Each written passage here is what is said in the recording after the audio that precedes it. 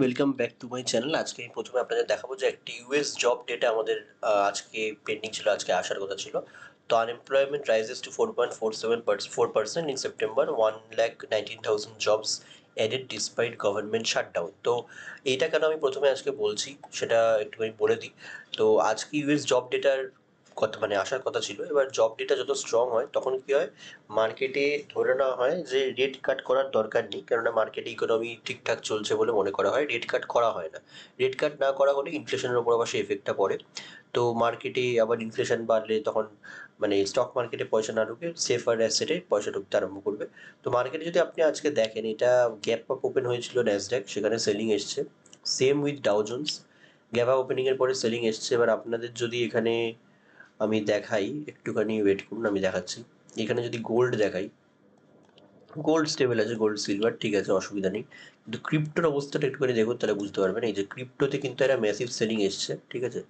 এমনিও crypto major level break করেছে এবং আরও কিছু নিউজও ছিল, কিন্তু এইখানে যখন মানে রেড কার্ড এরকম নিউজ, মানে রেড কার্ড রিলেটেড কিছু প্রবলেম আছে, তখনও কিন্তু এই অ্যাসেট ক্লাসগুলোর উপর বিভিন্ন এফেক্ট পড়ে। সেগুলো আমি একটা সেপারেট ভিডিওতে ডিসকাস করবো, কিন্তু শুরুতে আজকে বলে নিলাম। কারণ একটু আগে আমাদের হোয়াটসঅ্যাপ গ্রুপে আমি লিখছিলাম কালকে আমি হয়তো অল টাইম হাই আমরা দেখতে পারি নিফটিতে। তো সেটা দেখতে পারবো কিনা সেটার বিষয়ে আজকে ডিসকাশন করব, বা কি মনে হয় সেটার ব্যাপারে আজকে ডিসকাশন করব। অবশ্যই আমরা প্রেডিক্ট করবো না, লজিক্যালি কিছু ডিসকাশন করে নিই। তো শুরু করা যাক আজকের ভিডিও। আজকে আমরা দেখে নেব 21 নভেম্বর, মানে কালকের দিনে দাঁড়িয়ে মার্কেটে কীরকম কী পজিশন আমরা দেখতে পারি বা কোন লেভেল ইম্পর্টেন্ট হবে। তো আজকে বিকেলবেলা মার্কেট যখন ক্লোজ হয়েছিল, সেখান থেকে মার্কেট 97 পয়েন্ট এখন গ্যাপ ডাউন দেখাচ্ছে। 97 পয়েন্ট গ্যাপ ডাউন দেখানোর সাথে সাথে আমাদের তাহলে সিচুয়েশনটা একটু কেমন হবে একবার দেখে নেওয়া যাক নিফটিতে এসে। আমরা যদি কালকে 97 পয়েন্টসের গ্যাপ ডাউন পেয়ে যাই মার্কেটে, তাহলে মার্কেটের ওপেনিং অ্যাকচুয়ালি হওয়া উচিত এরকম লেভেলে, রাইট, এরকম লেভেলে। এবার দেখুন, খুব লাকিলি বা আনলাকিলি যাই হোক না কেন, মার্কেটে যেখানে আগে রেজিস্ট্যান্স ছিল সেই লেভেলেই মার্কেট ওপেন হবে বলে মনে হচ্ছে এখন এই মোমেন্টে দাঁড়িয়ে। যদি সেটা হয় তাহলে আমাদের খুব বেশি প্রেশার নেই। আমাদের প্রেশার কখন আসবে সেটা একটুখানি আমি 15 মিনিট বা 3 মিনিটের চার্টে আপনাদের দেখাচ্ছি। যদি মার্কেট এই সুইংটার নিচে ওপেন হয়ে যায়, এই সুইংটার নিচে ওপেন হয়, এবং ওপেন হলেই শুধু হবে না, ওপেন হয়ে বাইং এসে গেলো, তাহলে কোনো অসুবিধা নেই। যদি ওপেন হয়ে মোটামুটি এরকম একটা ক্যান্ডেল 15 মিনিটে ক্লোজিং দিয়ে দেয়, মানে এইখান থেকে যে বায়াররা এক্সপেক্ট করে গেছিলো যে মার্কেট অল টাইম হাইয়ের জন্য যাবে, তার নিচে ওপেন হলো এবং রেড ক্যান্ডেল ক্লোজিং দিল, তার মানে এই বায়াররা ট্রাই করছে না, তারা বেরিয়ে যাচ্ছে। সেক্ষেত্রে মার্কেট কিন্তু একটা ফল কন্টিনিউ করতে পারে এবং এই 25,990 অব্দি মার্কেট মুভ করতে পারে। আর মার্কেট যদি এতটা ফল হয়ে যায়, তাহলে আবার কিছু মানে নেক্সট উইকটা একটু প্রথম দিকটা সাইডওয়েজ করে মান্থের এন্ডের দিকে, মানে নভেম্বরের লাস্টের একদম দিকে গিয়ে হয়তো পুল ব্যাক দিয়ে অল টাইম হাই টাচ করবে বা চেষ্টা করবে, কারণ এখন থেকে আমরা ওরকম বলতে পারি না। কিন্তু এই লেভেলের কাছাকাছি ধরুন ওপেন হয়ে সঙ্গে সঙ্গে বাইং এসে গেলো, তার মানে এই বায়ার এবার আরেকবার পয়সা লাগাচ্ছে মার্কেট ওঠানোর জন্য। কিন্তু এই লেভেলের কাছে যদি ওপেনিংটা হয় আমাদের, মানে মোটামুটি 26,060-62 এরম লেভেলে, তাহলে আমাদের দেখতে হবে ওপেনিংয়ে মার্কেট কী করছে। যদি এরকম ক্যান্ডেল বানায় 1 মিনিটে নয়, 1 মিনিটে বানালে আলাদা গল্প আছে, মানে বায়ারটা বেরিয়ে যাচ্ছে তারপর মার্কেট উঠতে পারে। আমি 15 মিনিটের ক্যান্ডেল ক্লোজ বলছি, মানে মার্কেট কন্টিনিউয়াস সেলিং হয়ে ওখানেই ক্যান্ডেল ক্লোজ দিল, তাহলে কিন্তু ফলো আপ সেলিং এসে 26,000ও ব্রেক করতে পারে। কিন্তু যদি মার্কেট এখান থেকে এসে ছোট ব্রেকডাউন দিয়ে উঠে গেল বা স্টার্টিং থেকেই বাইং আসলো, তাহলে কোনো অসুবিধা নেই। তাহলে কালকের দিনে দাঁড়িয়েও আমরা অল টাইম হাই দেখতে পারি। অনেক সময় মার্কেট কী হয়, এই আগের সুইংয়ের কাছে বা এইসব জায়গাতে, স্পেশালি যদি এখানে ওপেন হয়, তাহলে তো আমি বলতে পারি যথেষ্ট ভালো চান্স আছে। তো 100 ওপেন হয়, তাহলে কী হবে, এই বায়াররা যারা বাই করতে গেছিলো তারা বাই করতে পারেনি, মানে যারা বাই করতে পারেনি আগেরবার, তারা মার্কেট উঠে গেছে দেখেছে, তারা এইসব জায়গাতে স্টক মানে গ্যাপ ডাউন পাচ্ছে, মানে অনেক স্টককেও কম দামে পাচ্ছে। তখন তারা এখান থেকে মার্কেটকে তুলে নিয়ে পুরো বেরিয়ে যায় সোজা, সোজা গিয়ে একেবারে অল টাইম হাই, মানে যেরকম ক্যান্ডেলস্টিক দেখছেন ওই জায়গাতেই ওপেন হলো, পুরো মার্কেট স্ট্রেট বেরিয়ে গেল উইদাউট কোনো রিট্রেসমেন্ট। তো এরকম সিচুয়েশন হয়। তো এটা খুব একটা প্রবলেম নয়, কিন্তু 100-র নিচে ওপেনিং হয়ে গেলে আমি সেটার কথা ভাবছি, সেক্ষেত্রে মার্কেটে কিন্তু ও যদি ও স্টার্টিংয়ে ব্রেকডাউন ক্যান্ডেল দেয় তখন প্রবলেম হতে পারে।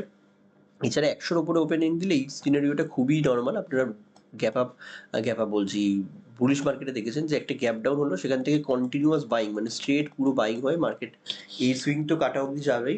এবং রিসেন্ট যে আমাদের অল টাইম, রিসেন্ট না, 1 ইয়ার আগের যে অল টাইম হাই আছে, সেই লেভেলটার ওপরে কিন্তু টাচ করে দেবে 276 অবধি, কারণ যারা শর্ট করে এখনো ট্র্যাপ হয়ে আছে তারা মার্কেটে কিন্তু কালকে বেরোনোর তখন চেষ্টা করবে। এটার দুরকমভাবে এক্সপ্লেনেশন হয়। একটা তো মার্কেট এখান থেকে আসলো, বায়াররা যারা বাই করতে পারেনি তারা সস্তায় অনেক স্টক পেলো, ইন্ডেক্সকে পেলো, রিস্ক রিওয়ার্ড ভালো ফেভারেবল পেলো, সেখান থেকে বাই করলো। আরেকটা হয় যারা এখানে ট্র্যাপ হয়ে আছে শর্ট করে, তারা তো লস দেখছে। এবার যে মার্কেট গ্যাপ ডাউন খুললো তাদের লস অনেকটা কমলো বা কিছু সময় কষ্ট কষ্ট আসলো। কী করে? এখানে তারা শর্ট করলো, এখানেও যদি তারা অ্যাভারেজ করে দিয়ে থাকে তাহলে অ্যাভারেজ তাদের প্রাইসটা এখানে আসবে। মোটামুটি যখন এখানে তারা ওপেনিং পেয়েছে, নয় তারা প্রফিটে দেখাচ্ছে তাদেরকে, বা কস্ট টু কস্ট দেখাচ্ছে, বা লস কমেছে, তখন তারা কী করলো, লসটা বুক করে নিল, মানে তাদের পজিশন ক্লোজ করলো। তাহলে যারা শর্ট করেছে তারা পজিশন ক্লোজ করা মানে বাই করা, তখন মার্কেট কন্টিনিউয়াস উঠতে থাকে। এটা একটা এক্সপ্লেনেশন হয়, আপনাদের বলে দিলাম। যথেষ্ট ডিপ এই কনসেপ্টটা, আপনারা বুঝতে পারলে আপনাদের ইন্টারেস্টিং লাগবে। তো এটা নিফটির ক্ষেত্রে আমি ডিসকাশন করলাম। ব্যাঙ্ক নিফটির ক্ষেত্রে ওয়ান ডে টাইম ফ্রেমে দেখি, ওয়ান ডে টাইম ফ্রেমে কন্টিনিউয়াস মার্কেট মুভ করছে। তো ব্যাঙ্ক নিফটির ক্ষেত্রে ইম্পর্টেন্ট কোন সাপোর্ট লেভেলটা হতে পারে একবার দেখি। এই যে এই ট্রেনটা মার্কেটে মুভ করছে, এই ট্রেনটা 52 সিক্স, যেটা 61 টু এই পোর্শনটা মোটামুটি বলা চলে আমাদের কাছে ইম্পর্টেন্ট হয়ে দাঁড়াবে কালকের দিনে দাঁড়িয়েও। তো মার্কেটে আমাদের কাছে এখন 59,000 থেকে 58,922 এই লেভেলটা আমাদের কাছে ইম্পর্টেন্ট সাপোর্ট জোন হিসেবে কাজ করবে। মানে আমাদের কাছে এই লেভেলটা সাপোর্ট জোন হিসেবে কাজ করবে, এবং এটা যেহেতু ব্রেকআউট লেভেল ছিল, এই লেভেলটার থেকেও কিন্তু আমাদের ইম্পর্টেন্ট হিসেবে কনসিডার করতে হবে। তো এখানে মাল্টিপল ছোটো ছোটো লেভেল আছে, এটা আমি আগের দিনের লেভেল রিমুভ করে দিচ্ছি। তো মার্কেটে এই লেভেলটা আর এই লেভেলটা মার্কেটে আমাদের কাছে ইম্পর্টেন্ট আছে। তো আমি যেহেতু এই লেভেলটা আমরা একটা ভালো লেভেল পাচ্ছি, আমি এই লেভেলটাকে খুব একটা ইম্পর্টেন্স দিচ্ছি না, কেননা মার্কেটে যদি এই ইন্ডেক্সও মোটামুটি একটা গ্যাপ ডাউন দেয় 0.5%-এর কাছাকাছি, তাহলে হয়তো এই সুইংয়ের নিচেই ওপেন হবে, এই সুইংয়ের নিচেই ওপেন হবে। তখন আমাদের কাছে হয়তো গিয়ে, আমি এবার দেখানোর চেষ্টা করছি, এই সুইংয়ের নিচে যদি ওপেন হয় তাহলে আমাদের কাছে এই সাপোর্টটা ভালো লেভেলে কাজ করবে, কারণ একটা রাউন্ড ফিগার আছে। তো হয়তো মার্কেট আসলো, এসে একটা ব্রেকডাউন দেওয়ার চেষ্টা করলো, সঙ্গে সঙ্গে রিভার্স করে গেলো, যাতে 59,000-এর নিচে যাদের এসেল ছিল তারা বেরিয়ে গেলো। ইভেন কি অনেকে শর্ট করতে গেলো 59,000 ব্রেক করেছে বলে, সেখান থেকে মার্কেট উঠে গেল। তো আমার ভিউ কিন্তু নেগেটিভ নেই। এবার ব্যাপার হচ্ছে ওপেনিং হওয়ার সাথে সাথে যদি খুবই নেগেটিভ ক্যান্ডেল 15 মিনিটে এরকম টাইপের বানায়, তারপর নেগেটিভ প্রাইস অ্যাকশন বানায়, মানে মার্কেট এরকম পড়ে যাচ্ছে মানে কিন্তু নেগেটিভ প্রাইস অ্যাকশন নয়, এটাকে নেগেটিভ প্রাইস অ্যাকশন বলে না। এরকম পড়ে যাওয়া মানে কি হচ্ছে, দেখুন এতদিন মার্কেটে সবাই বসেছিল অল টাইম হাই হবে বলে, তো এরকম পড়ে যাওয়া মানে বায়াররা ভয় পেয়ে পালিয়ে যাচ্ছে, প্রফিট বুক করে নিচ্ছে। কিন্তু যদি এরকম হয়, এরকম একটু পড়লো যেটা স্ট্রং ক্যান্ডেল, এবার মার্কেট পুল ব্যাক দেওয়ার চেষ্টা করলো, পারলো না, আবার লো ব্রেক করলো, এটাকে বলে নেগেটিভ প্রাইস অ্যাকশন। সেক্ষেত্রে আমরা কিছুটা ছোট একটা এসএল রেখে এসব জায়গার উপরে একটা নেক্সট সাপোর্ট অব্দি প্ল্যান করবো। যেমন ব্যাঙ্ক নিফটিতে এইটা একটা সাপোর্ট, নেক্সট তারপরে নেক্সট সাপোর্ট কোনটা, একদম সিম্পল লাইন ড্র করেই আছে 58,600। তো যদি নেগেটিভিটি দেখি তখন আমরা ছোটো ছোটো শর্টের প্ল্যান করতে পারি। তবে এমন কোনো এখনও ভাবার কিছুই নেই, কারণ যে মার্কেটের ট্রেন্ড রিভার্সাল হয়ে গেল, এখান থেকে market all time high top বানিয়ে নিচে চলে যাবে। যদি মার্কেট নিচেও যায়, মার্কেট আবার একটা অ্যাটেম্প নেবে সেকেন্ড টাইম, ঠিক আছে, কারণ 4 আওয়ার টাইম ফ্রেমে দেখুন সোজা উঠেছে, মার্কেট নিচে আসে আরেকবার ট্রাই নেবে। নিফটির ক্ষেত্রেও তাই, যদি বাই চান্স ফল এসেও যায়, এখানে ভাবার কিছু, যদি ফল আসে এইসব 25,800 900 এইসব জায়গাতে বায়াররা আবার ট্রাই নেবে, 25,700 এখান থেকে আবার ট্রাই করবে। তো মার্কেটের রিভার্সাল পুরো এখান থেকে প্ল্যান করে একেবারে 20,000 অবধি ধরে নিলাম, এই সমস্ত ভুলভাল প্ল্যান না করাই বেটার। এবং হয়তো অল টাইম হাই হতে 1-2 দিন এক্সট্রা লাগতে পারে, কিন্তু এর মধ্যে হয়েই মার্কেট আমার মনে হয় যা কারেকশন যদি করতে হয় বা সাইডওয়েজ যেতে হয় সেটাই হবে। আর মার্কেট যদি উইকলিতে একটা অল টাইম হাইয়ের ওপর ক্লোজ দিয়ে দেয় তাহলে তো কোনো কথাই নেই, তাহলে আমার 27,000ও খুব শিগগিরই দেখতে পারবো।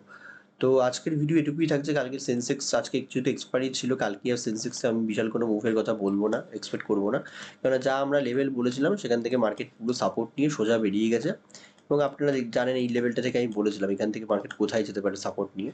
মার্কেট এখান থেকে সোজা একদম উড়ে বেরিয়ে গেছে 550-600 পয়েন্ট। তো আজকে খুবই ভালো ট্রেড ছিল সেন্সেক্সে, আমি আমাদের স্টুডেন্টদের গ্রুপেও ডিসকাশন করেছিলাম। এছাড়া গোল্ডের একটা ট্রেড আমি ডিসকাশন করেছিলাম, যেখানে 100 পয়েন্টসের মুভ অপশন প্রিমিয়ামে কিন্তু আমরা পেয়েছি, যেটা ক্লোজ টু 32%। তো এসব আপডেট পাওয়ার জন্য আমাদের হোয়াটসঅ্যাপ গ্রুপ আপনারা জয়েন করতে পারেন, যেখানে যদিও পেড কল কিছু দেওয়া হচ্ছে না, মানে রেকমেন্ডেশন কিছু দেওয়া হচ্ছে না রাদার, কিন্তু আমরা ডিসকাশন অনেক রকম করে থাকি, যেটা আপনাদের হয়তো হেল্প করে থাকবে। তো আজকের ভিডিও এটুকুই, দেখা হচ্ছে নেক্সট ভিডিওতে। ভিডিওটা ভালো লাগলে লাইক করবেন, চ্যানেলটা সাবস্ক্রাইব করবেন এবং বেল আইকনটি প্রেস করে রাখবেন, যাতে মার্কেট রিলেটেড কোনো রকম আপডেটস সবার প্রথমে আপনার কাছে পৌঁছে যায়। Thank you and good night.